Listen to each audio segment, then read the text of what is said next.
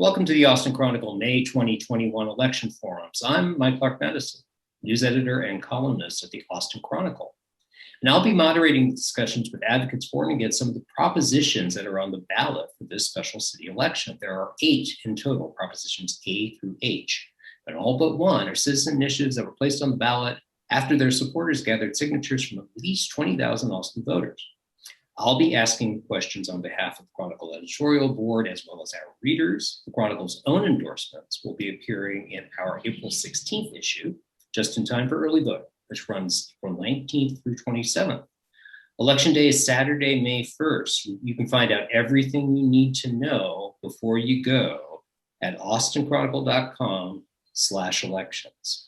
For this session, we're talking with Andrew Allison and Jim Wick from Austinites for Progressive Reform, which is the group that formed to put largely to trigger this charter amendment election. There originally were 4 proposals that they advanced onto the ballot, which council turned into 5.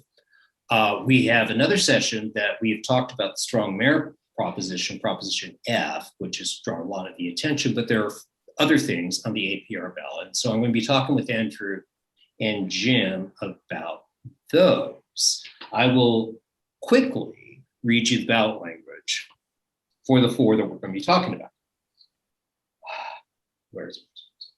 Proposition D. So shall the city charter be amended to transition the election for mayor from gubernatorial election years to presidential election years, and providing that the mayor elected in 2022 will serve a 2-year term, and then we'll set mayoral elections occurring on the same date as presidential elections starting in 2024. Proposition E. Shall the city charter be amended to provide for the use of ranked choice voting in city elections if such voting is permitted by state law? And then F is strong mayor, which we talked about in another session. Prop G, shall the city charter be amended to provide for an additional geographic council district, which will result in 11 council members elected from single member districts. This is the one that was separated out by the council. And then Proposition H, shall the city charter be amended to adopt a public campaign finance program, which requires the city clerk to provide up to 2 $25 vouchers to every registered voter who may contribute them to candidates for city office who meet the program requirements. So those are the 4 the democracy agenda put forth by the Austinites for Progressive Reform for charter revisions in this election. So Andrew, do you want to start by telling us why you did this? I'd love to, thanks. We got started with this campaign last year for 2 big reasons. The first is that, as we all know, Austin is facing a number of large and simultaneous challenges right now.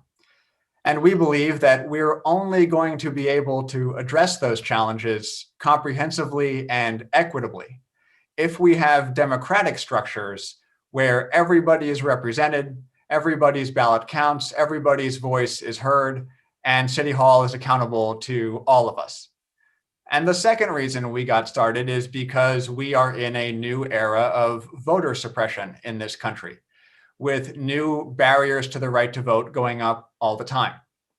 And we know that we're not going to get any help from the state anytime soon. In fact, just this week, they're up there trying to put up new barriers to the right to vote. And we're hopeful about what's going to happen at the federal level with the bills that are in Congress right now, but we ultimately don't know what's going to happen. What we do know is that cities can lead. There are things that cities can do to increase turnout, increase representation. And if we do that, not only will we have a government here locally that works better for everybody, but we can inspire other cities across Texas to do the same thing, or other cities across the country. And we can change the election landscape here in Texas and across the US. Texas is an urban state, and our cities have power, and they can lead on this issue. And we believe this is the defining issue of our time. It determines so much about the decades to come and the rest of our lives. So Austin has the opportunity, passing Props D, E, F, G, and H, to become the most pro-democracy city in the country. And we can get it done on May 1st. All right, Jim, do you have anything to add? Yeah, I'd really like to talk about our process that Austinites for Progressive Reform put together for these amendments to formulate these amendments, all of which are not new. They're just new to Austin. They're in place in other cities around the country. No city has all of them, or even three of them. But basically, they're backed by research and data. And Andrew and I got together about a year ago or so and started talking about this. And in the process of thinking about what should these amendments be, what will they say, what will the decision points be, we came to a very clear conclusion, which was that these amendments couldn't be written in a back room by political insiders. And so instead of kind of running through the political theory about what the amendments should look like, we designed a process. And we wanted it to be community driven. We wanted it to be broadly representative of the political environment and landscape in our city. And so we decided the best way to do this, and we made the choice to use the constitutionally provided option of petitioning for the charter amendments for a couple of reasons that we can get into. But really, we decided to mimic the city's process as best we could. So we put together a sort of charter review commission without using the city process. And so we put together a steering committee of prominent Austinites. It was a majority people of color, majority women body, representative of people who were kind of across the liberal, progressive political spectrum in our community, and convened them. And some of the people were people that you'll often see at City Hall on the opposite sides of municipal issues, like land use issues and things like that. And we wanted that. We wanted an ideologically diverse body. We wanted them to come to the table as a policymaking group. We didn't say, you'll need to endorse all these to participate. You'll need to be a part of the campaign. We just said, we want your ideas. We want you guys to make the decision. And ultimately, over the course of a couple of months, the steering committee put together the 4 amendments. And we knew also that in order for these amendments to actually be considered and legitimately considered by the community, that there would need to be real and authentic community input. And so we hired 2 communications firms to run professional community engagement over the course of 5 weeks after the draft amendments had been published by the steering committee. At the same time, we were running those 17 meetings, all of which were publicly accessible, and we sent out invitations and tried to involve as many interest groups as possible to hundreds of organizations, really. We were also vetting the draft amendments with national leaders in democracy reform. A lot of the groups that you'll see having endorsed Propositions E and H are national groups that have been working on these issues for years. And we wanted to make sure that the draft amendments, as provided by the steering committee, were kind of utilizing best practices throughout the country. And so after that period, the steering committee went back, revised the amendments, and then we put them on the street for gathering petitions. And we hired a union petitioning firm to collect the signatures during early voting and on election day. And we achieved about 24,000 signatures in just 22 days, a very quick process. And then they were verified by the clerk, and then the political campaign began. And so the process to put the amendments together ran from July and to get the petition signatures all the way till the end of October, basically. And so the period to formulate them and run them through the community is almost as long as the campaign period.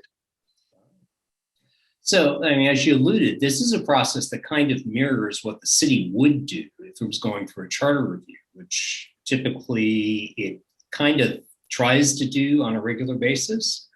And this, and Andrew, we talked about this a little in the Prop F session, but this kind of got introduced on your timeline, and for reasons that weren't necessarily top of mind for the Austin voter before you came in.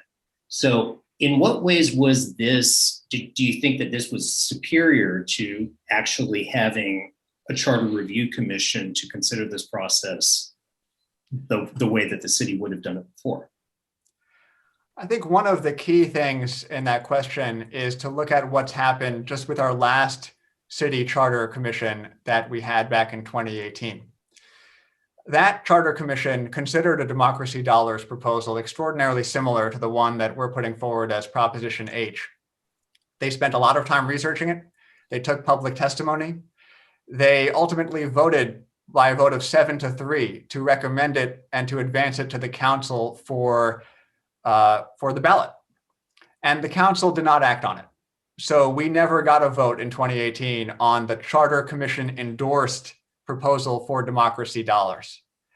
We were concerned that if we went through the city process, that certain democracy reforms would never see the light of day, just as they did not see the light of day in 2018. And the fact is, unfortunately, I suppose, that democracy reform frequently comes from petition. 10-1 came from a petition, and the city's contribution limits came from a petition. So I cut out for a second. I'm not sure if you heard me on 10-1. Yeah, I heard you. 10-1 Okay, and contribution limits. Yes, thank you. So two of the city's most meaningful democracy reforms of the last 20 years coming from petition. And that's the case in other states and cities as well. You see it with ranked choice voting in states like Alaska. You see it with independent redistricting in other states.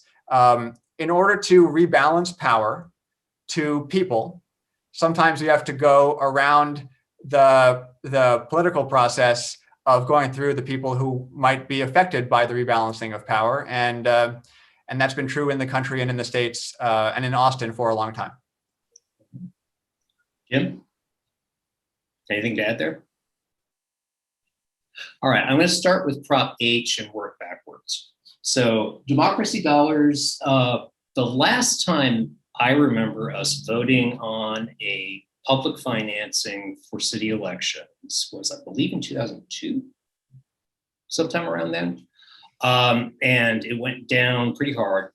And one of the arguments that was made then, and I think you hear on the street now, it's kind of a reflexive argument, is why should taxpayer money be going to fund any old person who wants to be on council? You get, obviously pointed to some of the more colorful, eccentric people who have run for council and all of that. Why is this a public funding thing?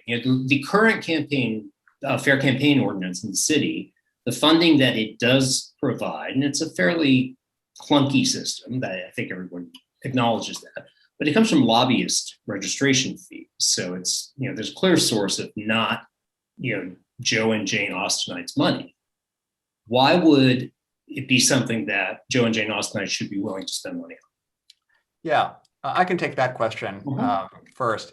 One is I want to highlight the total cost of the program first. This program will cost only $850,000 per year. $850,000. That's less than the city spends on its cell phone plan. So this is a remarkably affordable program, and the benefits are tremendous. Where it has been implemented elsewhere, you see a 10x increase in the number of people donating to campaigns. You see more diversity among donors in every way. You see more women, more people of color, more younger people, more people earning under $100,000 per year donating. You see more candidates able to run and more diversity in the candidates. And you see higher voter turnout. So this is a bargain for taxpayers because we're getting all these benefits for less than $850,000 per year. This proposal also has guardrails to make sure that money is spent properly. Candidates have to qualify. They have to get a certain number of signatures. They have to raise a certain number of small dollar contributions. They have to agree to a set of rules. So this is not going to go to any old candidate who is running as kind of on a lark or as a joke or something like that. This is going to go to serious, well-organized candidates who are competitive in elections. I should also add that much of the cost is paid for by this proposal by taking those lobbyist fees that are currently going to our current program and applying them to the new program that's more effective, and by things like Proposition E, undoing our runoff elections and replacing those with higher turnout ranked choice voting, which will also save hundreds of thousands of dollars in each election. I think we have to think about one more thing, which is who else would fund elections in the absence of public funding? what we see is that elections are funded by wealthy people. 1% of the city donates to campaigns. And of that 1%, 70% comes from just 3 council districts, the wealthiest in the city. People self-fund their campaigns. So this is kind of like, this is a democracy strengthening measure. This is an election security measure. We spend taxpayer dollars on machines that are auditable with a paper trail. We spend taxpayer dollars on protecting elections from cyber attack. This is a way of protecting our elections from the influence of a wealthy few, and we ought to think about it as an investment in democracy infrastructure. All right. Jim, got something to add? Yeah, I'd also like to add, one of the things that's most exciting about democracy dollars for me is that under the current system of campaign finance, in districts 1 through 4, the districts that have a lower median income than the rest of the city, 90% of those campaign contributions come from outside of those districts. And so the opportunity for grassroots candidates to organize and run campaigns based around this system, I think, is something that will result in a more representative council, a council that looks like the districts that they purport to represent, and a council that has members who, if you look at the 10-1 elections in 2014, there were only 2 candidates who did not self-fund in some way, shape, or form. And so to me, I think one of the barriers to service to the community in the form of sitting on the council is the price of admission. And I think that this program will allow public servants to enter into our community and run for council in a way that they can't right now. All right. One of the questions that has been asked of people who are broadly not supporting this have pointed out to some things that they think need to be corrected in it, that there are, issues regarding whether any resident of the city can have a democracy voucher, as well as what provisions are going to be made for spending caps that go along with the public financing. Do you think that there are things that, if Proposition H is adopted, that are changes that we need to make to it already that would help be better? Yeah, Sure. I'd like to go ahead and take this one, Andrew. Go ahead. I think that Councilmember Kassar has proposed 2 fixes that could be done via ordinance. They're on the council message board. We support those. Ultimately, there were decisions about these amendments that Andrew and I didn't make, that the steering committee made, and it was both of those issues were brought up, and for a couple of reasons they weren't included in the charter amendment, and I think that expanding the program is a really good thing, but we also have to look at it in terms of the expansion that exists in the program right now is a tremendous expansion of the ability to participate in our local politics. And if the system, as designed in the charter amendment, needs to be expanded, then that can be done via ordinance by the council, or it can be amended further through a particular charter amendment. I think the important thing to look at here is that this is a massive expansion of campaign finance, and one that would bring tremendous benefits, and also, the expansion provided by Councilmember Kassar, I think, is smart, and we support. Okay, Andrew, anything to add there? I totally agree, and would just reiterate that point, that the choice facing voters on May 1st is between the status quo and a massive expansion of public financing, potentially the largest expansion in the history of the state of Texas. And we shouldn't let the perfect be the enemy of progress on this issue. We can pass this now, and we can expand it afterwards. All right. Moving back up to Proposition G, I know this is actually not yours. This was the council's decision, but just to quickly deal with it. The original intent here, of course, is if there is a strong mayor who is not a member of the council, then you still need 11 council members. So if Prop F goes down and Prop G prevails, we'll have 12 council members, well, 11 plus a mayor, and that will lead to potentially ties and gridlock and other bad things that have been suggested. But do you think, from APR's perspective, is it worthy of having another council district and thus smaller council districts, regardless of whether or not Prop F passes? I can start on that one. Yes, is the short answer. We believe, of course, in the passage of Props F and G. We originally brought them together because we foresaw this possible situation and advised the council of its possibility as well. But even though these are separate, we still believe that Prop G is independently worthy of passage. If we do nothing, then by 2030, our council districts will have 30% more people in them than they did when 10-1 first started. And that means that everyone's vote counts a little bit less. It means that council members are a little bit less accessible to neighborhoods, communities, grassroots organizations. It'll be a little more expensive to run for council. And so we think that adding a district is critical to maintain equitable and fair representation in our city.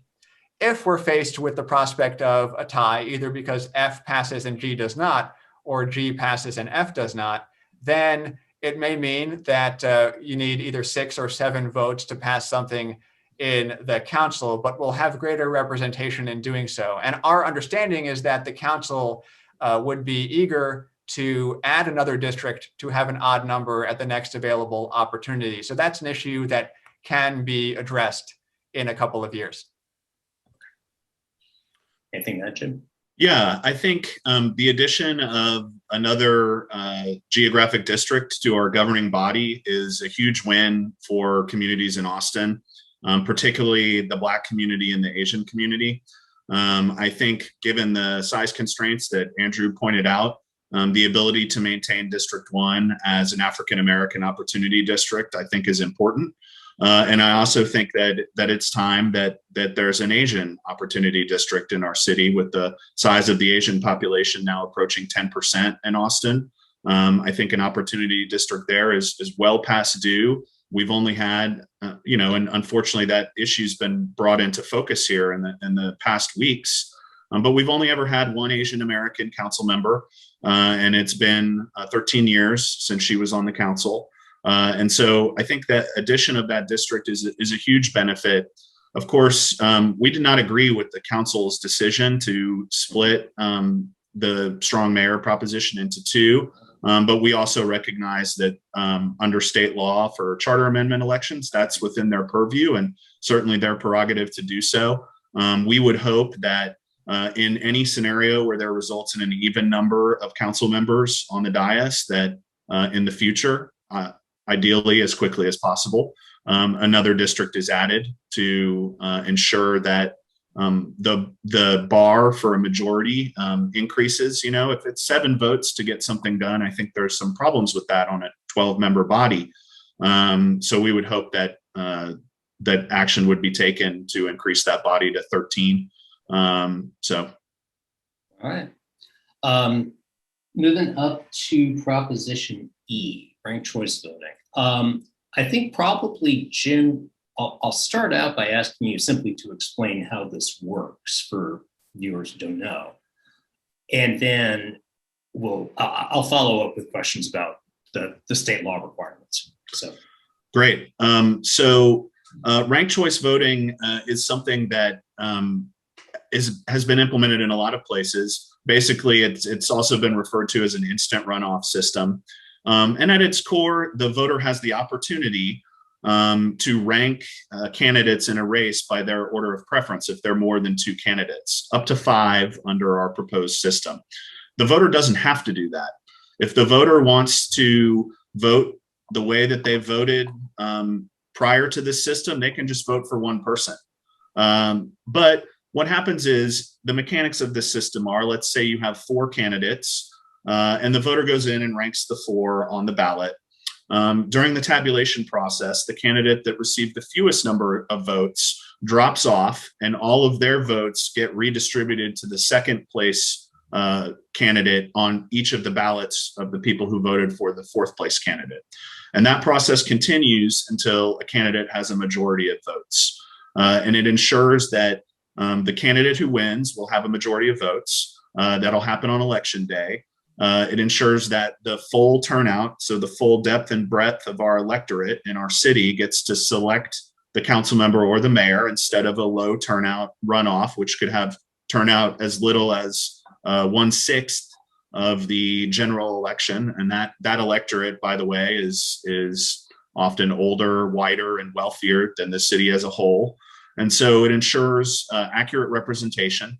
But again, it's a choice for the voter, and it's really offering more choice and more voice and more power for the voter to select their candidates. There are some byproducts of ranked choice voting that are benefits. Though the data is still being aggregated, there are some jurisdictions that have seen less negative campaigning because basically candidates and campaigns are unwilling to attack in the same ways because they're looking for second and third place votes.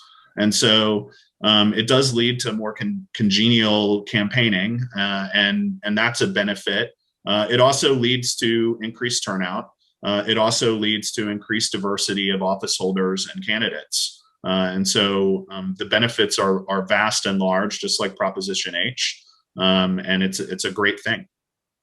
All right. I should add that the largest local jurisdiction in America, New York City, has adopted ranked choice voting for its city council elections, or at least the primaries, which is the city council election. They've already run several special elections with ranked choice voting, and it seems to have worked fine and not produced an odd result, but also eliminated the need for a low turnout runoff, as you say. Anything to add on that, Andrew? No, thank you. Okay, so as the even ballot language points out, if such voting is permitted by state law, that's the short answer. People think the answer is no right now. I mean, I've heard some people say that, well, maybe it isn't entirely no, but more importantly, of course, is the climate of what you're hearing right now at the state legislature in terms of voting rights and extension of franchise. Is this a distraction? Or, how important is it that we move forward with an experiment when we've got people up there telling us that they don't like the degree of voting that we already have? So, thank you for the question. It's very important that we pass this, despite the lack of clarity, for a couple of reasons. First, to point out that, as you said, state law does not mention ranked choice voting. State law is silent on ranked choice voting. And a court in Texas has never ruled on whether or not the state election law allows for it. The folks who say that it is illegal are really pointing to a 20-year-old memo from the Texas Secretary of State, in which that Secretary of State said that he believed that it did not comport with state law. So there is some lack of clarity, but regardless, at some point before or after the state law is clarified, Austin would need to amend its charter to use ranked choice voting. So what we're saying is, let's amend the charter now. And let's do two things with that: demonstrate local demand for ranked choice voting, and also jumpstart this conversation across Texas and at the state legislature. Ranked choice voting has not been a partisan issue in other jurisdictions where it has been adopted. Utah, for example, the Utah state legislature, which is no one's idea of a progressive legislature, adopted a law that said that cities in Utah could use ranked choice voting. In Alaska, the voters just last November passed ranked choice voting for Alaska. At the same time, it failed in Massachusetts. So the partisan nature of ranked choice voting is a little scrambled. And we think that while the state legislature absolutely is no friend of voting rights at the moment, they appear to be, at least according to what they say, believers in fiscal responsibility at the local level.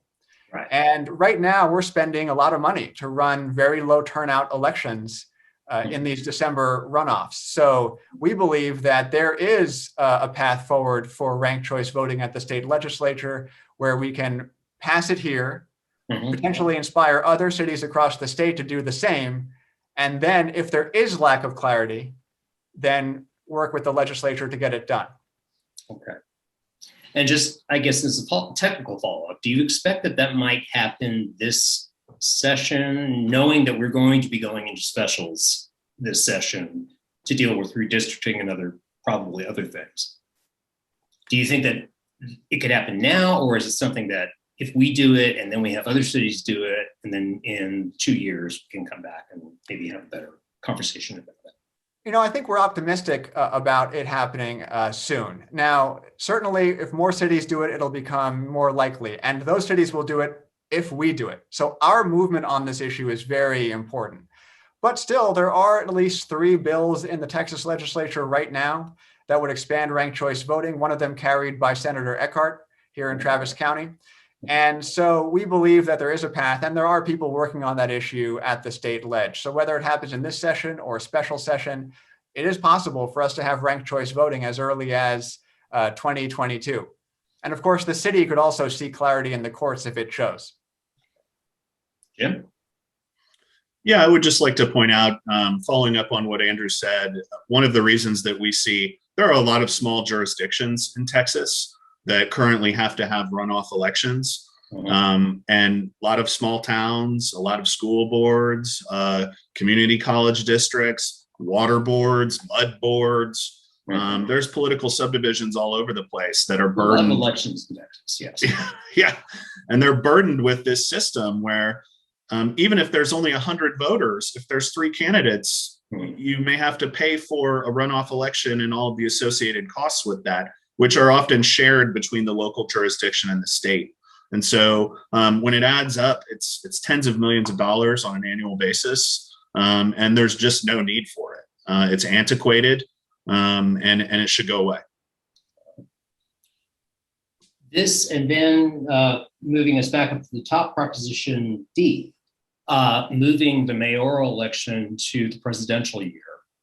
Now, I guess the first question is, how big a difference would this really make? And the second question is there any merit to the argument that has been heard, and frankly, it's been heard since before we moved to November elections, that it's just too much stuff happening on a presidential ballot to also ask voters to deal with a mayor, and particularly a strong mayor, if that happens, in that cycle, as opposed to the somewhat more contained midterm cycle. So, in terms of the first part of your question, the difference would be quite large. In the last 15 years in Austin, the turnout difference between the midterm elections and the presidentials has been 20 percentage points, which represents 100,000 additional voters, more than that, voting in presidential elections who don't vote in midterm elections. And those voters are more diverse, more representative overall of the city. The city's largest and most representative electorate is that presidential electorate. So we would be, in a way, enfranchising many, many more people in the choice of this highest elected official by moving the election date.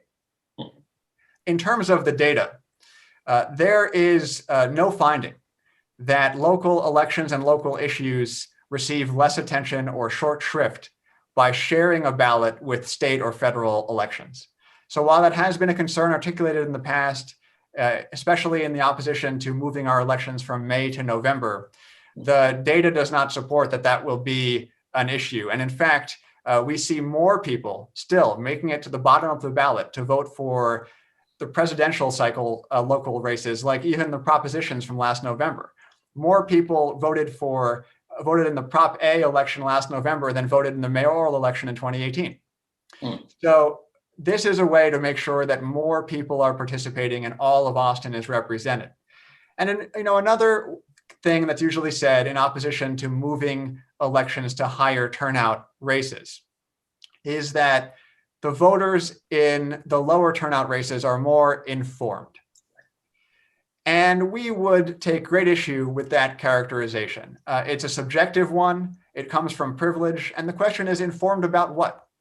Because the voters who come out in presidential cycles are likely more informed about what it might be like to work a couple of jobs at the same time, or what it might be like to have caregiving responsibilities that prevent you from going to the ballot all the time, or what it might be like to be trying to afford housing in Austin these days on a lower middle income. So we want all those informed folks, people who are informed about the diversity of what it is to live in Austin, to come to the ballot and choose this very important official. All right, Jim. Yeah, I mean, I'm not sure that I can be more eloquent than Andrew with that answer. I'd just say that at the core, our belief is that our government is better when more people vote for the elected officials who are in charge of it. If there was an election where we could get 100% turnout, that's the one where we would want the mayoral election. Simply because we believe that the decisions coming out of City Hall will be better decisions when more people vote in the elections for our leaders at City Hall. All right. I have one last point to make on that before we close. And, I don't really see this as something to blame you for, but it is somewhat awkward to have the conversation that we just had and then turn around and say, we're having a special election on a May ballot to make these decisions. So what, as you are campaigning and advocating for this, how are you addressing this when you talk to voters, when you talk to yourselves? Like, how can you make this election as much of a mandate as it should be? Well, we couldn't agree more about that. I think we would have greatly preferred to have this election and these ballots these propositions on the ballot back in November of 2020. Right. And the thing that folks need to know is that by law, we couldn't do that. Right. The state law says that no city may amend its charter more than once every 2 years, and specifically 730 days. And the reason I mentioned the number of days is because we had a charter election on November 6th, 2018. Right. And the election date last November was November 3rd, 727 days between the two. So no one could bring a charter amendment in November. And the first available date was this May. And that was important to go right now for a couple of reasons. One, our city redistricting commission is meeting this year. And adding a district is much easier during their cycle of meeting this year than if we came back and tried to do mid-decade redistricting, which would be a greater expense and maybe more confusion about who represents who in the city. Also, if we didn't have this election in May, then many of the reforms would not go into effect until the latter half of this decade. The first mayoral presidential election would not be until 2028. Other reforms would not go into place until 2026. And we believe, as we talked about earlier, that our democracy and its security is too urgent an issue to be moving more slowly than this. But then finally, it's that 730-day requirement again, because as we pointed out earlier, as we talked about, we're not the only things on the ballot this time around. And there are 2 other charter amendments. So if we had not been ready to go in May, then these other amendments may have gone and the clock would have started again. And this election would not be possible in the midterms in November of 2022. We'd be right back where we are today in May of 2023 and deciding whether or not to wait for the presidential election or potentially be undercut by another charter amendment and that rule. That rule at the state level really ought to be changed so that these elections happen in November elections where the turnout is highest, because it forces petitions and other campaigns into this narrow window. So we are trying to increase turnout as much as we can for May. We want to make sure that folks are aware of these issues. We're trying to meet with as many people as we can to spread the word about them, but absolutely we'd prefer November. Okay. Jim, anything else? No, just that certainly no advantage for us to have this election in May, unfortunately. I wish there was. When we speak with voters about these reforms, though, we believe that a majority of Austinites who will participate in this May election have the community's best interests at heart and are also interested in increasing voter turnout and accountability at City Hall and increasing the diversity of candidates and donors as well. And so we kind of believe in the better nature of Austinites to make these decisions in this election, though it certainly is to no strategic advantage of ours.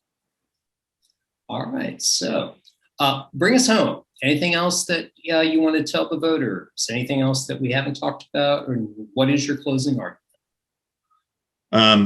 I'd just like to say that as somebody who's worked in and around elections for almost 15 years now, I'm really excited about the opportunity to get these progressive reforms in place, to increase voter turnout, to increase the diversity of our participants in our campaign finance system, the participants in our elections. I look forward to the possibility of new candidates running different campaigns that don't follow the usual council campaign playbook. The organizing opportunities around some of these reforms, I think, are really exciting. And as somebody who, really gets nerdy about election statistics and turnout, and yeah, it's just, to me, I think that as Austin strives to be a leader on so many other issues in the country and the world, I think our democracy is an issue that Austin can lead the way on. None of these reforms are in place together in the biggest cities in our country. And as Austin is often forward thinking, except maybe on transit, we have a chance to do it with democracy this May. Andrew, bring us home. Sure, I'd just add to that, and I completely agree, of course, that if you look at what's happening at the state level here in Texas or in places like Georgia, or you look at what's happened in Washington over the last several years, it's tempting to feel pretty helpless about what's happening to our democracy. And we don't need to feel that way. We can certainly push back against what's happening at the state level, and there are people doing that this week.